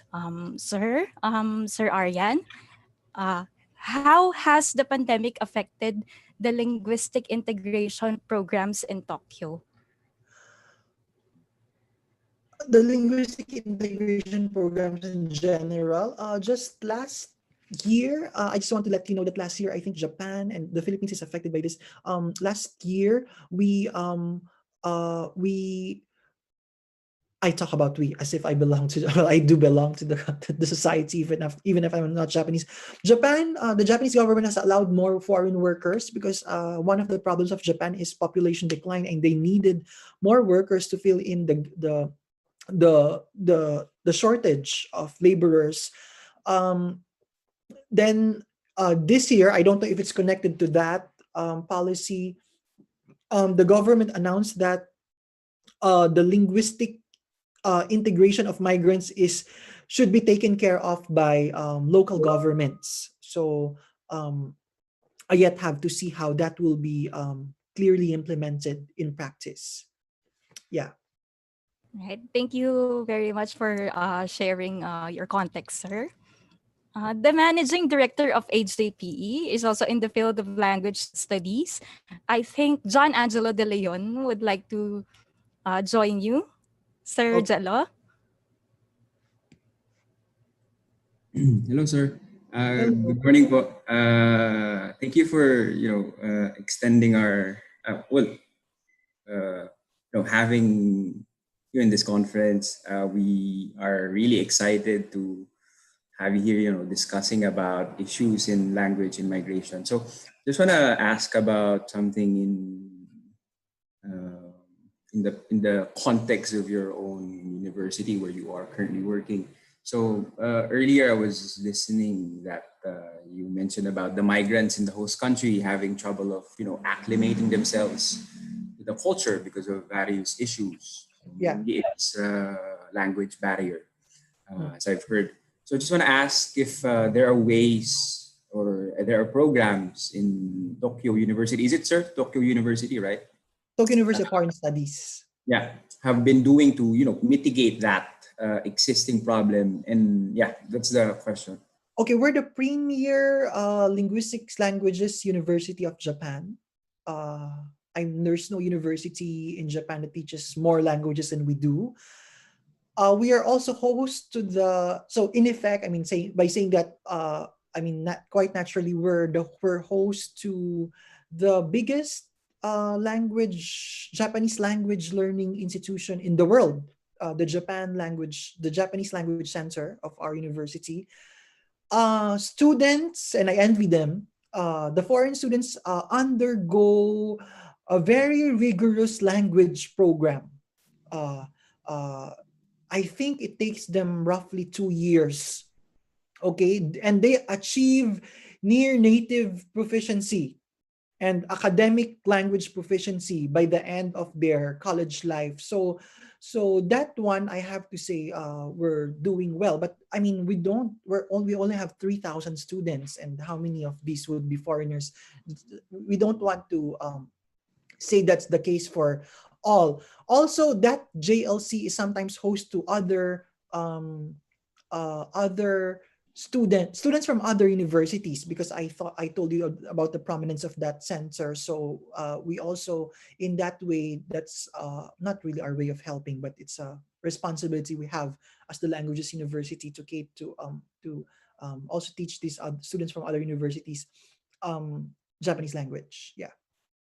Yeah, so it's I think it's an interesting thought in the sense that I think in our university in FEU, we would definitely would want to have that program as well. Thankfully, you shared some insights and information in order for us to at least build a framework or guidelines as far as how we can construct our own program, just like the ones that you have in Tokyo.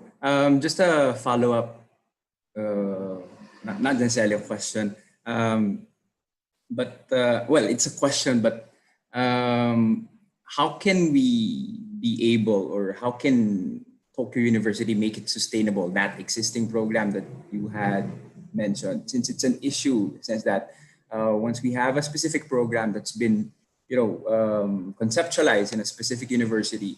One way is in order for it to be, make it longer, is to produce also a sustainable program for that specific idea. So, do you have any insights as far as what the program you're referring is the language program? Yeah. I think it's very sustainable. I don't see it disappearing. Probably the Filipino program in my university will disappear, but not that. It's like it's well established. The fact that it's renowned in, at least in the country, I don't think there's a question of sustainability. Probably, if at all, I'm more interested in the expansion of the program. Okay? How we can admit more students. Okay, actually, I've been wanting to get in, but I think they don't have space. So that's one thing. So, but sustainability, I don't think it's an issue. It's not. I'm not saying we have enough funds to sustain it. There is fund to sustain it, yes, but that's not, I think that's not the thing that you're the question. I don't. That's not your question. But yeah, there is a clearly allocated budget to make that center work. So I think it's more of the expansion that I'm more interested in that they do. I think it's a very good point, sir, in the sense that especially in the post-pandemic scene in the academe, getting more people to enroll or be in a specific program is challenging, right? So yes, thank you, sir. I think there's two points raised in the chat box. Yes, sir. Allow me to read a question coming from Dr. Lorelai Vinduan. Dr. Borlongan, your paper is a timely reminder for us to use language as a bridge and not as a wall during this time. Kindly tell us how you can situate and concretize the linguistic landscape and integration program that you have proposed in the education setting. Many thanks po. Okay, I think I began my lecture by saying this not really in the usual school setting. Okay, the concern, because usually most migrants, I mean, in general, except the students, but these students, when they come in a school, they're really, I mean, there's really a program for them. But most migrants come in after university, after the usual school age that we have in the society. Um, so, uh, I guess there should be more initiatives for universities to help in uh, providing programs like this for um, for their providing programs like this for migrants. I mean, initiatives from universities, not only, because sometimes, it takes a while before the government can actually make these programs happen, and the and initiatives from universities will be very helpful, useful.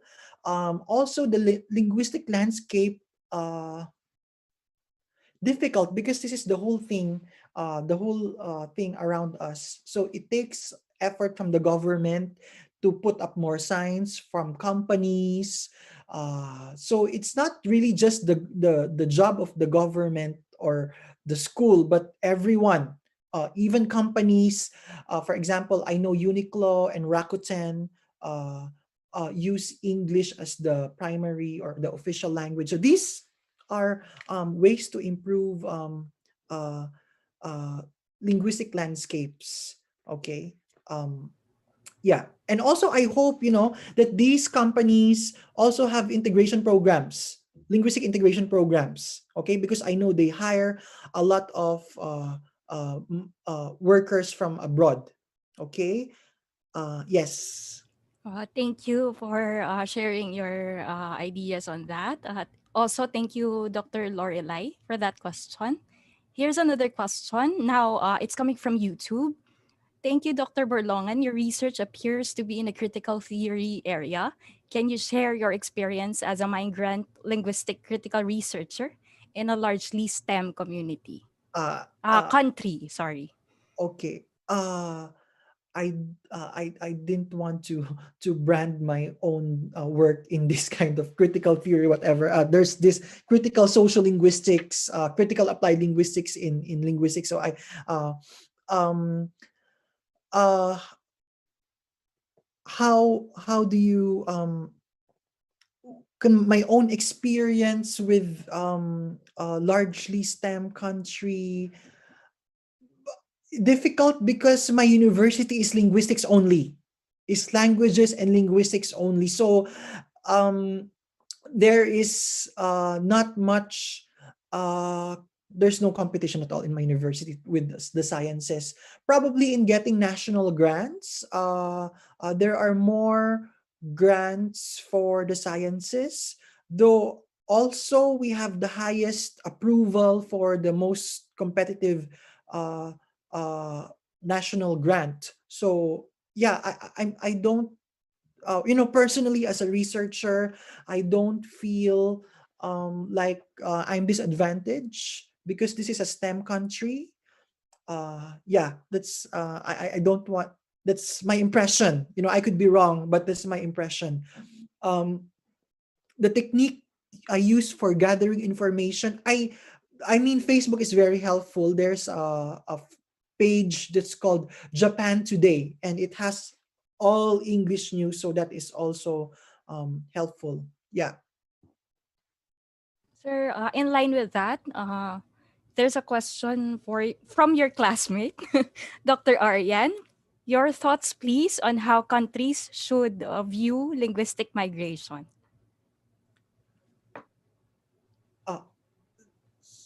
Uh, sorry, what exactly do he mean by how they should view linguistic migration? Maybe she's asking for your advice, sir, with regard to how countries should view. Uh, Linguistic migration. I think well, I talk about governments or people. I mean, the more people are getting more mobile nowadays. I mean, of course, not now, but I mean, we remember. I mean, it's like if it's as if it's a distant past, but it's just last year. You remember it's so easy to book a ticket versus 15 years ago, the first time I came to Japan. We needed to call a travel agent, wait for the ticketing. But now in 5 minutes you can book your ticket. Okay, even now actually you can do that. Uh, um, uh, but uh in because of this, more migrants are coming, yet sometimes we it takes us a little while to realize that as more migrants come, as more tourists come, we need to also accommodate them linguistically. And I think we should be more conscious of this reality. Okay, so I think that's what I want to share. There was a question, I want to answer it. Do you have an impressive number of Filipino students there in Japan? Are they keeping their Filipino identity in there, or are they trained to shift or take another identity? By Dean Harold, I think. Uh, Not many. For a while, uh, I think I remember there was an issue regarding the number of years of basic education which we had, which is no longer an issue now. Uh, Also, I don't know why most Filipinos don't like to. I mean, more Filipinos would want to go somewhere else than Japan, probably because of the language. Are they keeping their? But there's a number of quite a number of Filipinos here, students. I know a lot of Filipino graduates who are now teaching and have prominent positions in Philippine universities. Are they trained to shift or take another identity? I don't think it's a matter of shifting or taking another identity, but more of adjusting and acculturating. Um, uh, uh, Also, you learn to get by. I do not want to say I was not shocked with how things are in Japan, but you learn how to get by. And I think um, you need to learn how to know, oh, this is Japanese way, this is my way, and know when to go to the other side and when not to go to the other side. Yes. A comment from Sir Elpidio Javier. My takeaway in this session is that as we are facing this pandemic as educators, we have to reach out to our learners and talk to them in their language. Thanks, Dr. Borlongan. God bless. By the way, I just want to actually, when I first read the comment, the question of Dean Harold, how do you have an impressive number of Filipino students? The first thing that came to my mind was Filipino major students, which are usually Japanese. I mean, you don't usually have the Filipino students majoring in Filipino. Uh, we have 60 students, Filipino major students, in my own university. So 15 per year. Okay. So that's not including those who major in Filipino, or those who study Filipino in the postgrad. Yes. Okay, thank you, sir. So I think Doc Chini, the question is already answered. For final comments, may we call on Rosarito Swatenko, the conference director.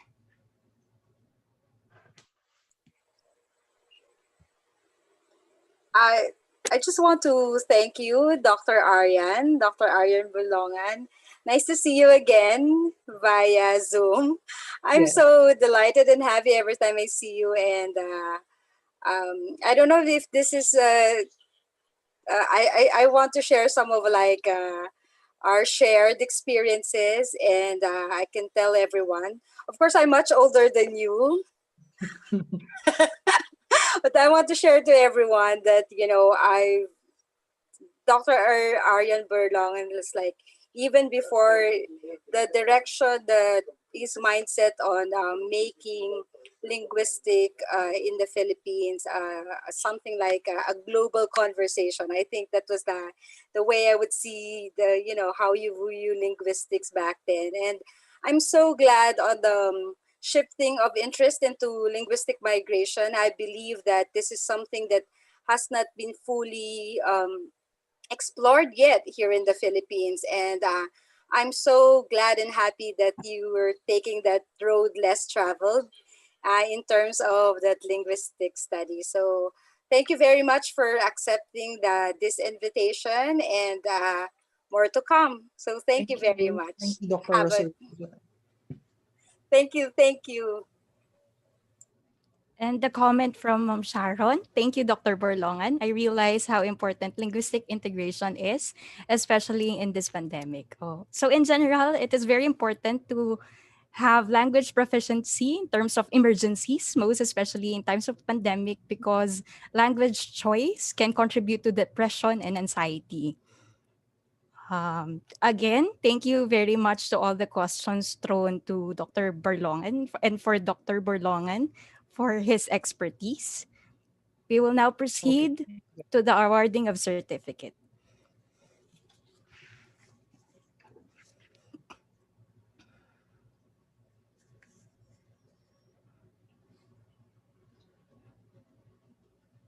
In expression of our gratitude, we award the Certificate of Appreciation to Ariane Macalinga Borlongan, Ph.D., for delivering the plenary speech Rethinking Migrant Linguistic Integration Programs in Post-Pandemic Times at the first International Conference on Multi-Perspectives in Education, ICoME 2020, with the theme Fronting Perspectives in Education, Education's Response to Pandemic on November 25 to 27, 2020, given this 26th day of November 2020 at Far Eastern University, Manila, Philippines, signed Rosarito Swatenko, PhD, Conference Director. Again, many thanks, sir. Very much. Some announcements before we take our break. Okay, so basically that's it for the morning session. Before our lunch break, please take note that there will be breakout sessions for research paper presentations in the afternoon, which shall start at around 2 p.m. For more details, please check the afternoon program via Eventbrite or ICoME 2020 website.